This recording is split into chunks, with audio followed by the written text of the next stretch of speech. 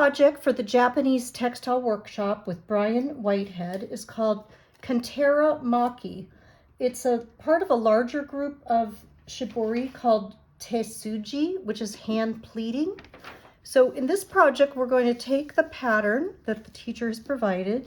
If you prefer to draw this out with a ruler, it's 35 centimeters across with spaces every centimeter, and the rows are 5 centimeters apart. So if you prefer finer dots or are concerned with precision, then you can certainly draw this out with a centimeter ruler. But part of the beauty of shibori is some of the irregularities. So I'm just going to go with the flow and use this simple pattern that's been provided. I'm going to indicate all the little dots with my disappearing marker, which will fade out likely before I actually dye it. And even if it didn't fade out, it wouldn't affect it wouldn't show up on the final piece. So you don't need to worry about this. This pen literally dissolves as soon as it hits the water. And it also fades over a month or two. And since I am doing this demo in the month of June, and I'm not going to Japan till September, there's a good chance that this disappearing ink could disappear by then. So I'm just going along and putting in all my little dots. Next, I'm going to do the stitching, and I'm using the heavy-duty cotton thread that was provided by Brian in the homework kit. This is an extra strong cotton.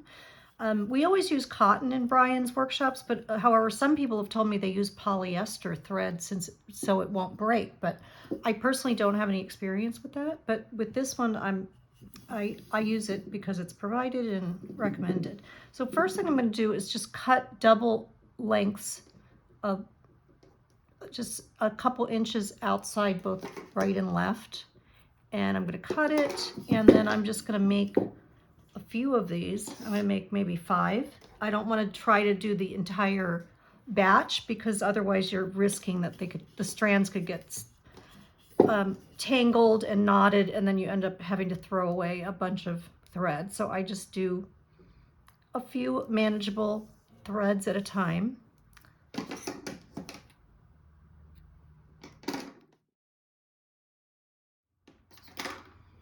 Now that I have 5 threads prepped in the correct length, I'm going to take my needle, and I'm using a crewel needle, which is a bolder style, a thicker style of embroidery. And I like these needles because they have a really big open eye, and it's easier for me to thread it. And I'm also using a metal needle threader. I like this style. The ones with the wires break really easily, so I prefer these. And they can actually be bought, be bought individually at craft stores or sewing shops, but the best bargain's actually on Amazon, where you can get a box of like 25 or whatever for $10, something like that. So because they do sometimes get bended, they get lost, etc. So misplaced. So it's not bad having more than one. I'm just going to tie a big knot at the end, and then I'm just going to proceed with stitching in a running stitch. I'm going to start on the back side of the fabric underneath, and then I'm just going to make my way across. And the main thing is to make sure that you also follow the teacher's example here of what's up and what's down, because this will be on top and this will be under. The first stitch is on top and the second stitch is under, because we are going to be gathering this up into a pleated configuration of the fabric and then wrapping it onto a rope which blocks out the indigo dye, and we'll be securing it with these small strips of fabric. You can also use a type of tape that's removable, but we usually use in Brian's workshop, we use the fabric strips. And actually, I have a fabric strip These are samples of the fabric strips that we use to tie it to the rope, and even those kind of make fun little pieces of fabric, so I've kept them because of that. They just make some interesting kind of plaid or stripes-like designs. And then I'm just going to carry on until this is done and leave a big knot at the end.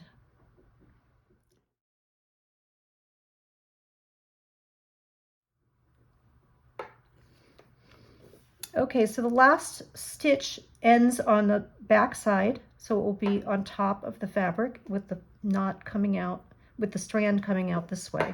And then you're gonna just tie a big knot in here, which you can do with the needle on. You want to make sure it's a double knot so that it doesn't slip through the hole after we gather it. And then you can also leave these little tails. And the main thing is to also make sure that you can pull this through without it getting hung up on anything. And that means you've done it correctly. And you can also make sure your first stitch is on top and your last stitch is on top, which matches the sample provided. And sorry, I only have white thread. I know it's not very visible in the video, but that's our standard color. And it's actually very difficult. It's become difficult over the last 5 years or so to locate the black or red thread. So white is commonly what we're using. So hopefully you can still see what I'm doing. And I'm just going to proceed with the second row. Same thing here. Needle threading, double up, and knot at the end.